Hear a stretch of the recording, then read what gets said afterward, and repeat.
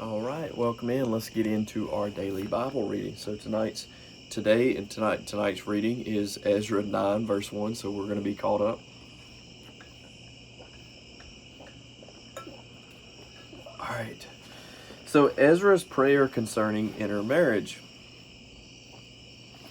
When these things were done, the leaders came to me saying, "The people of Israel and the priests and the Levites have not separated themselves from the peoples of the lands with respect to the abominations of the Canaanites, the Hittites, the Perizzites, the Jebusites, the Ammonites, the Moabites, the Egyptians, and the Amorites. For they have taken some of their daughters as wives for themselves and their sons, so that the holy seed is mixed with the peoples of those lands. Indeed, the hand of the leaders and rulers has been foremost in this trespass." So when I heard this thing, I tore my garment and my robe and plucked out some of the hair of my head and beard and sat down astonished. Then everyone who trembled at the words of the God of Israel, assembled to me because of the transgression of those who had been carried away captive. And I sat astonished until the evening sacrifice. At the evening sacrifice I arose from my fasting, and having torn my garment and my robe, I fell on my knees and spread out my hands to the Lord my God. And I said, "O my God, I am too ashamed and humiliated to lift up my face to you, my God, for our iniquities have risen higher than our heads, and our guilt has grown up to the heavens. Since the days of our fathers to this day we have been very guilty, and for our iniquities we, our kings and our priests, have been delivered into the hand of the kings of the lands, to the sword, to captivity, to plunder, and to humiliation, as it is this day.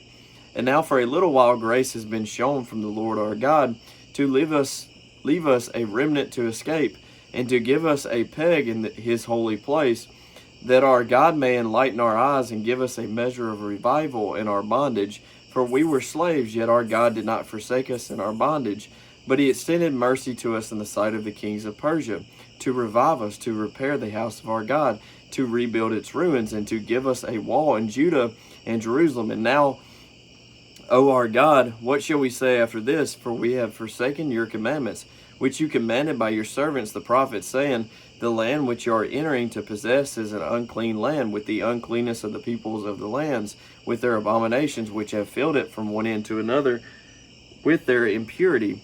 Now therefore do not give your daughters as wives for their sons, nor take their daughters to your sons, and never seek their peace or prosperity, so that you may be strong and eat the good of the land, and leave it as an inheritance to your children forever. And after all that has come upon us for our evil deeds and for our great guilt, since you, our God, have punished us less than our iniquities deserve, and have given us such deliverance as this, should we again break your commandments and join in marriage with the people committing these abominations? Would you not be angry with us until you had consumed us, so that there will be no remnant or survivor? O Lord God of Israel, you are righteous, for we are left as a remnant, as it is this day. Here we are before you in our guilt, though no one can stand before you because of this." Ezra 10 verse 1. Now while Ezra was praying, and while he was confessing, weeping, and bowing down before the house of God, a very large assembly of men, women, and children gathered to him from Israel. For the people wept very bitterly. And Shechaniah the son of Jehiel, one of the sons of Elam, spoke up and said to Ezra, "We have trespassed against our God, and have taken pagan wives from the peoples of the land. Yet now there is hope in Israel in spite of this. Now therefore let us make a covenant with our God to put away all these wives and those who have been born to them, according to the advice of my master and of those who tremble at the commandment of our God, and let it be done according to the law. Arise, for this matter is your responsibility. We also are with you. Be of good courage and do it." Then Ezra arose and made the leaders of the priests, the Levites, and all Israel swear an oath that they would do according to the word. So they swore an oath. Then Ezra rose up from before the house of God and went into the chamber of Jehohanan, the son of Eliashib. And when he came there, he ate no bread and drank no water, for he mourned because of the guilt of those from the captivity. Sorry, just checking real quick. And they issued a proclamation throughout Judah and Jerusalem to all the descendants of the captivity, that they must gather at Jerusalem, and that whoever would not come within 3 days, according to the instructions of the leaders and elders, all his property would be confiscated, and he himself would be separated from the assembly of those from the captivity. So all the men of Judah and Benjamin gathered at Jerusalem within 3 days. It was the 9th month, on the 20th of the month, and all the people set in the open square of the house of God, trembling because of this matter and because of heavy rain. Then Ezra the priest stood up and said to them, You have transgressed and have taken pagan wives, adding to the guilt of Israel. Now therefore make confession to the Lord God of your fathers, and do his will. Separate yourselves from the peoples of the land and from the pagan wives. Then all the assembly answered and said with a loud voice, Yes, as you have said, so we must do. But there are many people.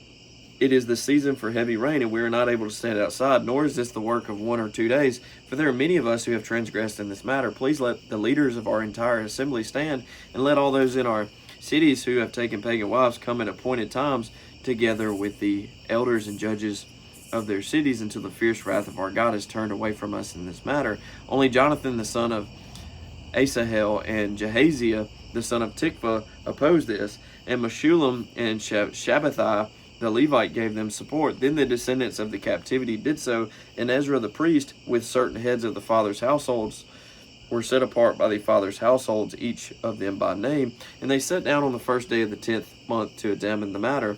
By the first day of the first month, they finished questioning all the men who had taken pagan wives. All right, so those guilty of intermarriage.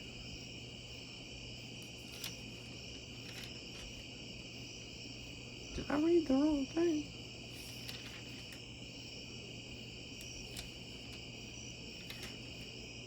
Did I read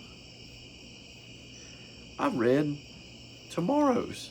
Today's the 17th, isn't it? I'm just realizing that. This morning I was tripping. Yeah, today's the 17th. I was a day ahead. Oh, wow. Anyway, all right. So those guilty of intermarriage, Ezra 10, verse 18, and among the sons of the priests who had taken pagan wives, the following were found of the sons of Jeshua, the son of Jozadak, and his brothers. And I'm not going to read all these, but there's a whole list. All these had taken pagan wives, and some of them had wives by whom they had children. Verse 44. Now Nehemiah 1, verse 1. And I started in Nehemiah 3, so I don't know how I didn't catch that. But anyway, in 446 BC, Nehemiah's concern for Jerusalem. The words of Nehemiah the son of Hakaliah. It came to pass in the month of Chislev in the 20th year, as I was in Shushan the citadel, that Hanani, one of my brethren, came with men from Judah, and I asked them concerning the Jews who had escaped, who had survived the captivity, and concerning Jerusalem. And they said to me, The survivors who are left from the captivity in the province are there in great distress and reproach. The wall of Jerusalem is also broken down, and its gates are burned with fire. So it was, when I heard these words, that I sat down and wept and mourned for many days. I was fasting and praying before the God of heaven. And I said, I pray, Lord God of heaven, O great and awesome God, you who keep your covenant mercy with those who love you and observe your commandments, please let your ear be attentive and your eyes open, that you may hear the prayer of your servant, which I pray before you now, day and night, for the children of Israel, your servants, and confess the sins of the children of Israel, which we have sinned against you. Both my father's house and I have sinned. We have acted very corruptly against you, and have not kept the commandments, the statutes, nor the ordinances which you commanded your servant Moses. Remember, I pray, the word that you commanded your servant Moses, saying, If you are unfaithful, I will scatter you among the nations. But if you return to me and keep my commandments and do them, though some of you were cast out to the farthest part of the heavens, yet I will gather them from there and bring them to the place which I have chosen as a dwelling for my name. Now these are your servants and your people, whom you have redeemed by your great power and by your strong hand. O Lord, I pray, please let your ear be attentive to the prayer of your servant, to the prayer of your servants who desire to fear your name. And let your servant prosper this day, I pray, and grant him mercy in the sight of this man. For I was the king's cupbearer. Nehemiah 2, verse 1. And it came to pass in the month of Nisan, in the 20th year of King Xerxes, when wine was before him, that I took the wine and gave it to the king. Now I had never been sad in his presence before. Therefore the king said to me, Why is your face sad, since you are not sick? This is nothing but sorrow of heart. So I became dreadfully afraid, and said to the king, May the king live forever. Why should my face not be sad, when the city, the place of my father's tomb, lies waste, and its gates are burned with fire? Then the king said to me, What do you request? So I prayed to the God of heaven, and I said to the king, If it pleases the king, and if your servant has found favor in your sight, I ask that you send me to Judah, to the city of my father's tombs, that I may rebuild it. Then the king said to me, the queen also sitting beside him, How long will your journey be, and when will you return? So it pleased the king to send me, and I set him a time. Furthermore, I said to the king, If it pleases the king, let letters be given to me for the governors of the region beyond the river, that they must permit me to pass through till I come to Judah, and a letter to Asaph, the keeper of the king's forest, that he must give me timber to make beams for the gates of the citadel which pertains to the temple, for the city wall, and for the house that I will occupy. And the king granted them to me according to the good hand of my God upon me. Then I went to the governors in the region beyond the river, and gave them the king's letters. Now the king had sent captains of the army and horsemen with me. When Sanballat the Horonite and Tobiah the Ammonite official heard of it, they were deeply disturbed that a man had come to seek the well-being of the children of Israel. All right, verse 11. This is 445 BC still. So I came to Jerusalem and was there 3 days. Then I arose in the night, I and a few men with me. I told no one what my God had put in my heart to do at Jerusalem, nor was there any animal with me except the one on which I rode. And I went out by night through the valley gate to the serpent well and the refuse gate, and viewed the walls of Jerusalem which were broken down, its gates which were burned with fire. Then I went on to the fountain gate and to the king's pool, but there was no room for the animal under me to pass. So I went up in the night by the valley and viewed the wall. Then I turned back and entered by the valley gate, and so returned. And the officials did not know where I had gone or what I had done. I had not yet told the Jews, the priests, the nobles, the officials, or the others who did the work.